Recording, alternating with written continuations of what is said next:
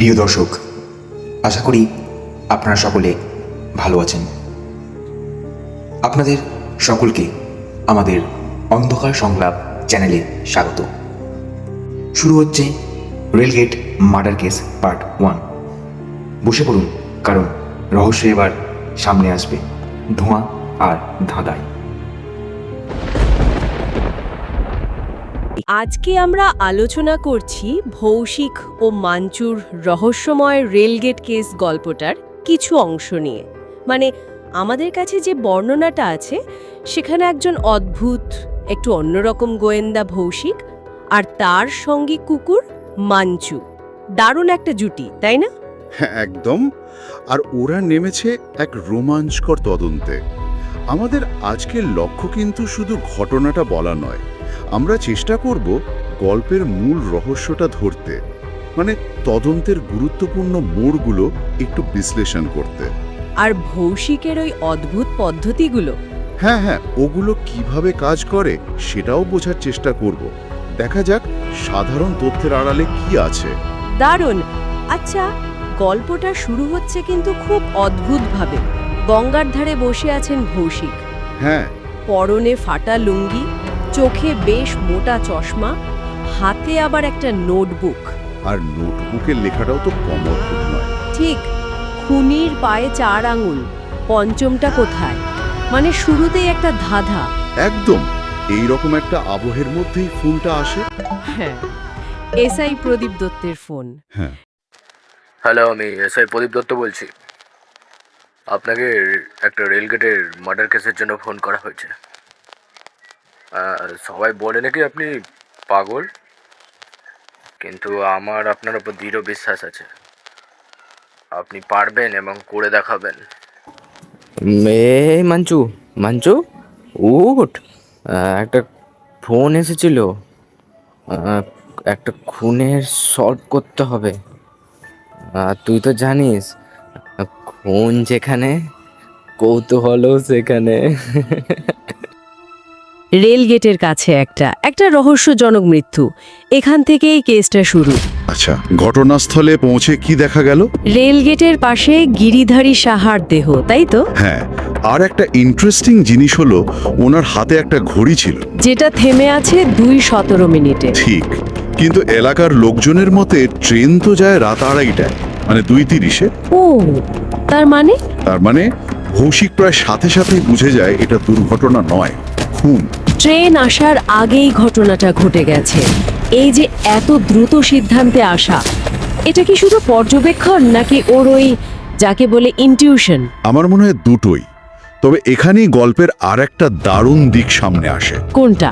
গোয়েন্দার সঙ্গী মাঞ্চু, তার ভূমিকাটা। হ্যাঁ, মাঞ্জু তো অসাধারণ।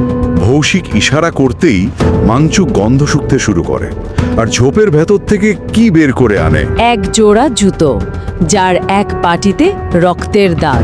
এক্সটেনশন। বেশ ইন্টারেস্টিং পয়েন্ট।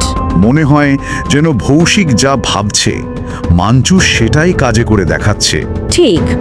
আচ্ছা, তারপর জানা গেল গিরিধারী সাহা রেলের কর্মী ছিলেন, আর সন্দেহভাজন কারা ছিল? 3 জন সহকর্মী: শচীন ঘোষ, সন্দীপ বলে একজন স্থানীয় চোর, আর মেয়ের প্রেমিক রাজু। তদন্তটা তখন এগোলো ওই জুতো জোড়া ধরেই, তাই তো? হ্যাঁ, শচীনের বাড়িতে তল্লাশি করে পাওয়া গেল আর এক জোড়া জুতো, যেটা ঘটনাস্থলের জুতোর সাথে একেবারে মিলে যায়। হুবহু। এখানেই মাঞ্চুর আবার এন্ট্রি। সে শুধু গন্ধ শুকে রক্তটা শনাক্ত করলো না, জুতোর তলায় একটা ছোট্ট লাল কাপড়ের অংশ খুঁজে পেল। রেলের ওই হ্যান্ড কার্গো ব্যাগের কাপড়ের মতো। একদম। সূত্রগুলো যেন একটার পর একটা আসছে, মনে হচ্ছে যেন কেউ সাজিয়ে রেখেছে। এই সূত্রগুলো ধরেই তো ওরা ওই পরিত্যক্ত টানেলটায় পৌঁছায়। হ্যাঁ, ভৌশিক আর মাঞ্চু রেল লাইনের ধারে পুরনো টানেল, আর সেখানেই মিল আসল জিনিসটা। কি মিল? গিরিধারীর কিছু জরুরি কাগজপত্র আর একটা রক্তমাখা ভারী হাতুড়ি। ওহ, তার মানে এটা পরিষ্কার হয়ে গেল যে গিরিধারীকে খুন করা হয়েছে, আঘাত করে। ট্রেন দুর্ঘটনা। ভৌশিকের প্রথম অনুমানটা একদম ঠিক ছিল, দেহটা পরে লাইনের পাশে ফেলা হয়েছিল। ব্যাপারটা অন্যদিকে ঘোরানোর জন্য। হ্যাঁ, ঘটনাটাকে দুর্ঘটনা সাজানোর চেষ্টা। আর ওই টানেলেই তো ক্লাইম্যাক্সটা ঘটে। একদম নাটকীয় মুহূর্ত। হঠাৎ গুলির শব্দ। ভৌশিক কোনো মতে বেঁচে যায়, কিন্তু মাঞ্চু অবিশ্বাস্য গতিতে ঝাঁপিয়ে পড়ে লোকটার উপর। আর দেখা যায় সে হচ্ছে শচীন ঘোষ। হ্যাঁ, সহকর্মী শচীন ঘোষ। ধরা পড়ে, সেও স্বীকারও করে না। কেন খুনটা করলো? গিরিধারী নাকি ওর দুর্নীতির কথা জেনে গিয়েছিল, সেটা ফাঁস করার হুমকি দিচ্ছিল। ও, তাই চাকরি আর সম্মান বাঁচাতে এই খুন। হ্যাঁ, হাতুড়ি দিয়ে আঘাত করে এখানেই তো ঘটনাটা শেষ হতে পারত। কিন্তু হয়নি। এখানে ভৌশিকের চরিত্রটা আরো জটিল হয়ে ওঠে। ঠিক, পুলিশ অফিসার প্রদীপ দত্ত যখন ওকে জিনিয়াস বলছেন, ও কি উত্তর দিল? আমি পাগলই থাকি ভালো। হ্যাঁ, কারণ পাগল বলে কেউ সন্দেহ করে না। এটা কি ওর নিজেকে বাঁচানোর কৌশল, নাকি ওর এই পাগলামিটাই ওকে অন্যভাবে দেখতে সাহায্য করে, যা সাধারণ চোখে ধরা পড়ে না? হতে পারে। গোয়েন্দা সাহিত্যে এই ধরনের আউটসাইডার চরিত্রদের প্রায়ই একটা বিশেষ ক্ষমতা দেওয়া হয়, তাই না? ঠিক। আচ্ছা, কেসটা তো প্রায় শেষ, সবাই ফিরছে।